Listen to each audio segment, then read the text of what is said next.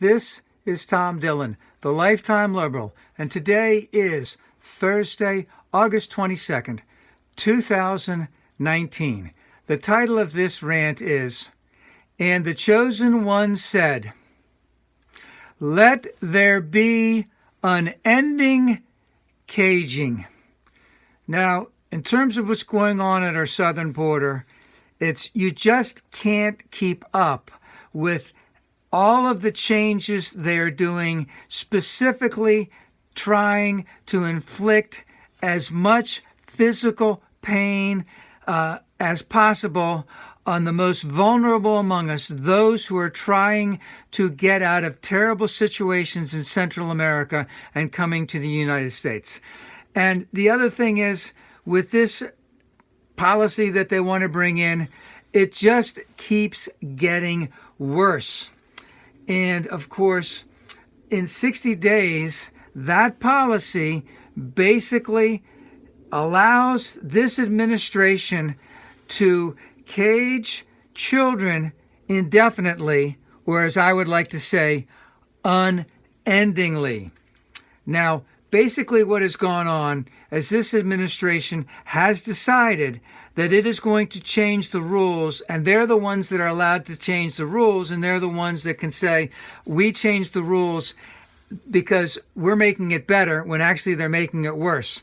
So let's take a look at what those rules basically are saying. Number one, they're saying, oh, we don't need state licensing to put these centers in all of these different states. We're going to self-certify ourselves. We're going to say that they meet all of the requirements, and therefore you should let us do whatever we want. And that they can determine the quality of the care that these children will get. There could be no outside third party looking in. That they change the rules. They don't have to deal with the licensing. They determine that it's adequate. And what's the result of that? Again, unending caging. Now let's get to the real nitty-gritty of this. Why is this really going on? It's because this president has and only has as his base card is racism. And he needs to have the racism to appeal to his base, to white conservatives in southern states and to white evangelicals. And I'd just like to say one other thing about the conservatives. Yes, there's a lot of racism there, but there is also a lot of, with the white evangelicals, Pentecostals, let's just say they have a mean streak of marginalism and racism. And what I mean by marginalism is that they feel marginalized because they think things should be the way they used to be and not the way they are now. They want to take them back, and they feel that they have a right to take things the way they were before. Now, again, this is for the 2020 election. It's going to be mean and dirty. Racism is going to be at the heart of the whole thing. Expect more of the same and worse.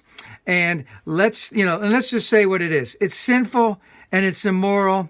And every vote that's in this election is vital. We need to get all the votes out, because I just want to point out one other thing, is that there have been, I can't just say the right word, but studies, they've done things that this president could lose by over 5 million votes and still win the election if he wins in certain states. So every vote is vital. And again, every Republican has not said dick about this at all. They're letting it go. They won't touch it. They are complicit in all this, and they too must be voted out of office.